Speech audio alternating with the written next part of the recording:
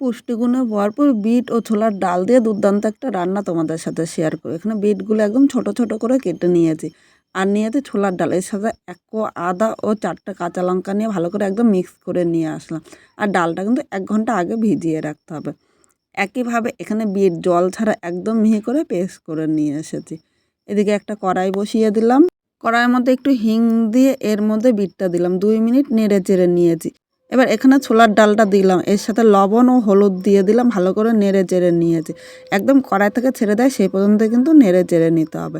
এখানে দেখো একদম শুকনো শুকনো করে নিয়েছি। এবার এই থালার মধ্যে একটু তেল মাখিয়ে রেখেছিলাম, থালার মধ্যে নিয়ে নিলাম। এইভাবে রেখে আমি 10 মিনিট ঠান্ডা করে নেব।